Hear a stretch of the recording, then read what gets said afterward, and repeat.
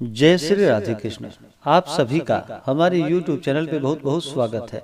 आइए सुनते हैं माघ मास महात्म्य कथा में 23वें अध्याय की कथा। अब तक आपने जो कि 1 से लेकर 22 अध्याय कथा को श्रवण किया।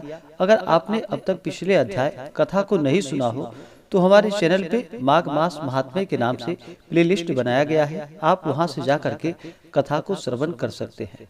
तो आइए सुनते हैं माघ मास महात्म्य 23वें अध्याय की कथा। तो बोलिए प्रेम से भगवान विष्णु की जय, माता लक्ष्मी की जय, भगवान श्री कृष्ण की जय। लोमश जी बोले, ध्यान से सुनो। जिस पिशाच को उस जंगल में ब्राह्मण ने मुक्त किया था, वह पिशाच पूर्व जन्म में चित्र नामक द्रविड़ देश का राजा था।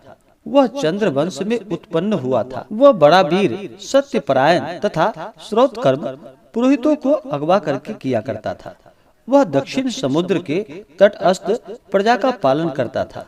उसका खजाना स्वर्ण तथा रत्नों से सर्वदा भरा रहता था। वह हाथी, घोड़े, रथ इत्यादि से परिपूर्ण बड़ा पराक्रमी था। हजारों स्त्रियों के बीच में वह सदा क्रीड़ा करता था। उसने अनेक प्रकार के यज्ञ किए थे। अतिथियों की पूजा करता था। वह ब्रह्म विद्या जानता था। अस्त्र शस्त्र में निपुण था और ब्रह्मा, विष्णु, महेश तथा सूर्य में उसकी समान भक्ति थी। बगीचों में स्त्रियों से घिरा हुआ सर्वदा रमण करता था। एक बार वह जटिल मंदिर में कौतूहल बस गया। वेद विहीन भस्म लगाए हुए जटिल पाखंडियों ने कहा कि हे राजन, शैव धर्म के प्रभाव सुनो। इस धर्म की दीक्षा पाकर संसार रूपी पाप को काटकर मनुष्य मुक्त हो जाता है। बिना शिव की आज्ञा के किसी बात की खोज नहीं होती। दान, व्रत, पुण्य, वेदों तथा यज्ञों से क्या है, केवल भस्म धारण करने से ही गणपत्य पद दृढ़ हो जाते हैं। शिखा धारण किए हुए, सिर मुड़ाए यदि भस्म लगाए हो तो शिव का सेवक होकर शिव के साथ आनंद करता है। इसके समान कोई पुण्य तथा तप नहीं है। अंध, जड़, नपुंसक, मूर्ख, शूद्र आदि वर्ण के यह सभी शैव निसंदेह पूज्य होते हैं। विश्वामित्र क्षत्रिय होकर भी तप के प्रभाव से ब्राह्मण हुए। वाल्मीकि चोर होकर भी ब्राह्मणों में अग्रगामी हुए। अतएव शिव पूजन में किसी बात का विचार नहीं होता। हे राजेंद्र, शिव तपस्वी शिव भाग से दूसरे देवता का पूजन न करे। शिव तपस्वी को यत्न से विष्णु का त्याग करना चाहिए। इनका अभिवादन करने से, नाम सुनने से, विष्णु की मूर्ति का पूजन करने तथा दर्शन से शिव का द्रोह पैदा होता है तथा शिव के द्रोह से निसंदेह रौरव नरक मिलता है। शिव भक्त निशंकर होकर प्रेम से शिव के साथ कैलाश में जाता है। इस धर्म में सदा भस्म धारण करना त्याज्य नहीं है। हे राजेंद्र, इस धर्म का पालन करने वाले का कभी विनाश नहीं होता। वशिष्ठ जी बोले, इस तरह उस पाखंडी ने राजा से झूठा वर्णन और प्रतिज्ञा किया। वह जटिल मोहक धूर्तों से ठग लिया गया। इनके ऐसे वचन को सुनकर राजा ने उस मत को स्वीकार कर लिया।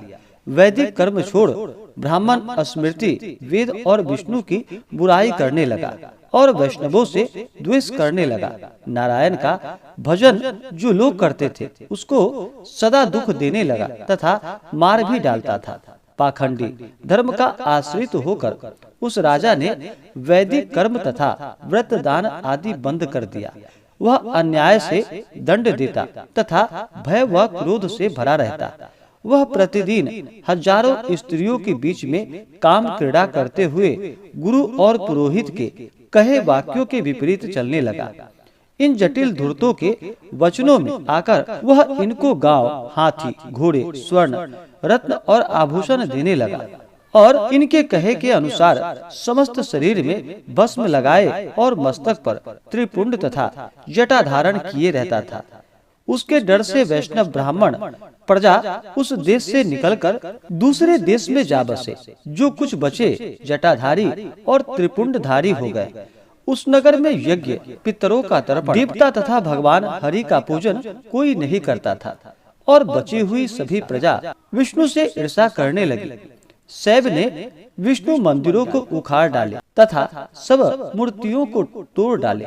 समुद्र में फेंक दिया। इस प्रकार वह राजा और द्रविड़ देश के लोग निर्दयी, निष्ठुर और क्रूर हो गए। वहाँ पर मेघ पानी नहीं बरसाते थे, गौएं बढ़ती नहीं थी। वहाँ के लोग नदी के जल से जीते थे। बिना जीविका से दुखी ब्राह्मण वृक्ष आदि भी नहीं लगाते थे।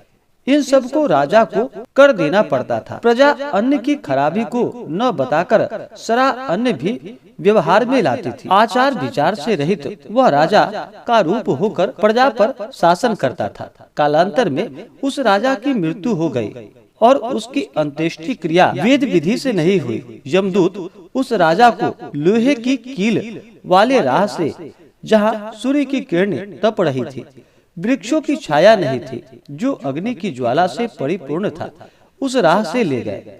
वे लोहे के दंडों और कठोर मुद्गरों से उसे पीटते थे और बड़े बड़े दाढ़ वाले भेड़िए व डरावने कुत्ते काटते थे।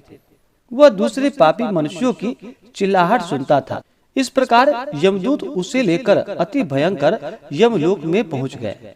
इस प्रकार से माघ मास महात्म्य कथा में 23वें अध्याय की कथा पूर्ण हुई।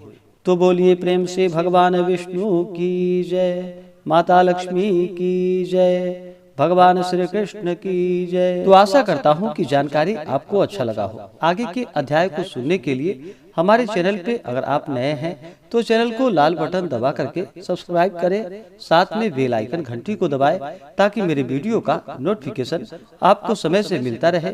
वीडियो को लाइक करें, शेयर करें। मिलते हैं फिर अगले वीडियो में। जय श्री राधे कृष्ण। धन्यवाद।